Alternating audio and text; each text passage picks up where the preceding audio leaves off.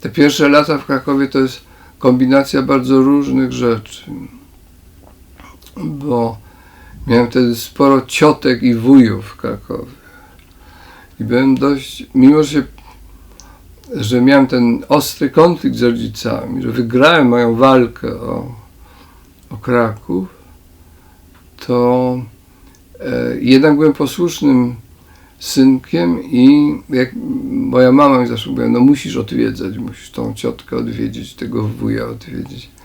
I ja chodziłem, rzadko, nie tak, żeby bardzo często.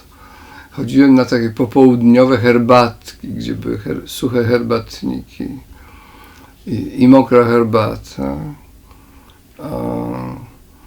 I jednym z tych wujów był, to też gdzieś opisałem, był takim wujem przyszywanym, bo prawdziwą kuzynką była jego żona, ciocia Ania, a jej mąż był, znaczy oni oboje się bardzo dobrze znali z Wojtyłą.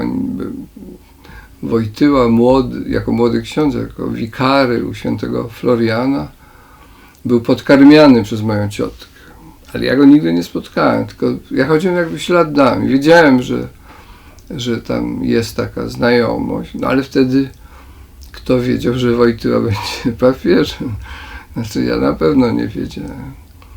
A zresztą rosła we mnie taka antyklerykalność jedna, bo kiedy byłem bardzo mały, byłem ministrantem przez krótki czas. Nie z jakiejś wiary nadzwyczajnej, ale nie pamiętam dlaczego. Tak po prostu. Ale nie lubiłem tego księdza, który się opiekował ministrantami, się wypisałem.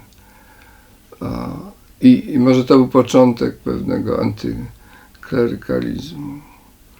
Więc te pierwsze lata Krakowa, przedziwna mieszanka. Z jednej strony ci wujowie i ciotki, których było dużo.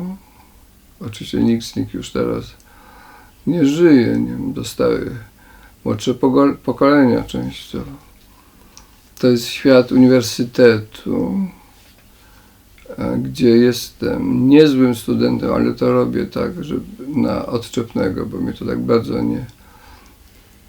nie pasjonuje. A muzyka to jest okres wielkiej, chodziłem co tydzień do filharmonii, to jest taki okres mojej edukacji muzycznej, kiedy coraz lepiej, bardzo powoli i opornie, bo moja miłość do muzyki jest kaleka przez to, że mój słuch nie jest zbyt dobry. Znaczy, to jest taka miłość do muzyki po pierwsze bez teoretycznej znajomości muzyki, po drugie bez słuchu. Znaczy, ja wierzę w to, że mam gdzieś głęboko we mnie jest ukryty doskonały słuch muzyczny, ale jest tak ukryty, że on nie ma kontaktu ze światem, że nie potrafi niczego zaśpiewać ani zagwizdać.